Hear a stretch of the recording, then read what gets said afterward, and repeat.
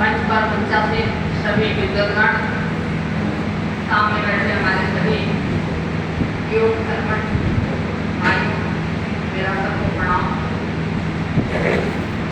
मैं बहुत देर से बैठे बैठे सभी को सुन रही थी। निश्चित तौर पे आयोजक की स्थिति बेटी के पिता का होता है।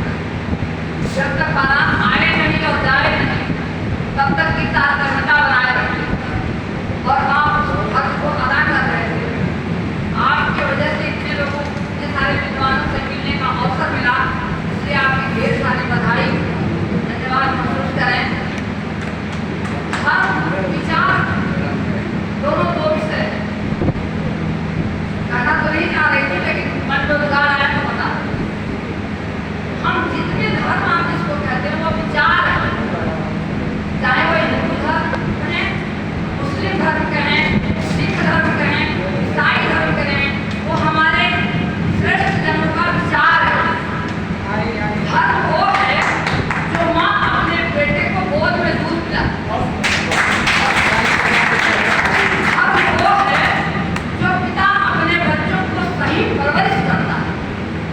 धर्म वो है जहाँ युवा भाई बहन एक कमरे में एक बेड पर सोते हो, कोई अनैतिक कार्य नहीं होता है। धर्म धारण किया जाता है। ये सही है। हम जिस विचार से प्रभावित हुए उसी को हमने अपना धर्म माना। यदि हमने हिंदू धर्म विचारधारा से प्रभावित हुए तो हमने अपने हिंदू को मान लिया।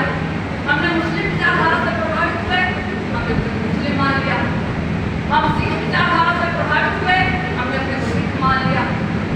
जिस विचारधारा से हम प्रभावित हुए, पहला बात तो इसलिए आपने जो संस्कृत सम्मेलन का आयोजन किया है, इसलिए आपको ढेर सारी बधाई, लाखों बधाई कि इस दूर दराज के क्षेत्र में एक भावना आपने पैदा किया और जिसको लेके मंच में हमारे सारे विद्वान अपनी अपनी बात को रखी। दूसरा, सेवा समर्पण मांगा, वो नोट करें। अभी आपने देखा होगा, कहना नहीं चाहिए, जितनी काबिलियत आप में है उसकी 1% काबिलियत अंजना हर को कौन कसते पाई थी।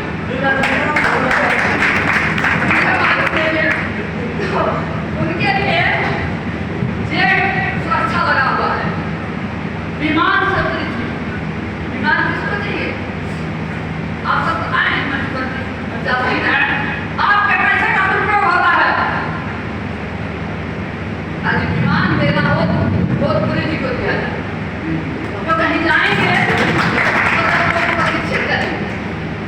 विमान उनको दिया जाए जिनको परमात्मा ने कुछ ज्ञान दिया, लेकिन दुर्भाग्य है इस देश का, क्योंकि शासन प्रशासन चलाना तो बहुत बड़ी बात है, समाज का काम यही हमारे बन गया था। अब मैं सभी धर्मों से ऊपर उठ के राष्ट्र धर्म का बात, हम सब भारत के नागरिक हैं, भारत हमारी पहचान है और हम बड़े खुशनसीब हैं कि पूर्वांचल के पास इसको इस पर अपने आप को गर्व महसूस करें। अब मैं आपको त्रेता युग में ले चलते हैं। याद करिए माता कैकेयी को, त्रेता युग से आज तक कोई अपनी बेटी का नाम कैकेयी नहीं रखा। ऐसा आपने सुना होगा ना?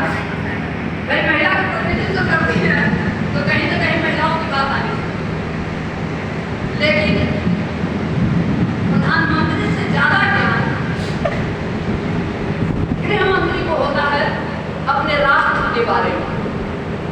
और माता कैकेयी एक ऐसी महिला थी जो राजा दशरथ के साथ राज दरबार में बैठती थी। ये सही है।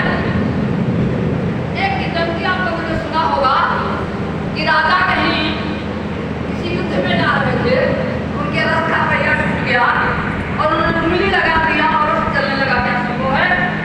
आप सभी बैठे हुए जवाब दीजिए। इसका मतलब कि रानी कैकेयी एक कुशल इंजीनियर थी और अपने पति को पता भी नहीं लगने दी और रथ का पहिया बना के खड़ा। तो पति को पकड़ के रथ से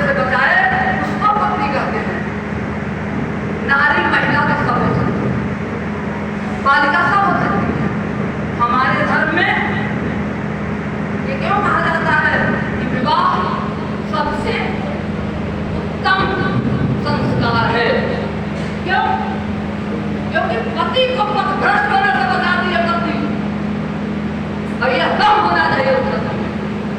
तो रानी कैकेयी ने राष्ट्र निर्माण के लिए पति और पुत्र दोनों का त्याग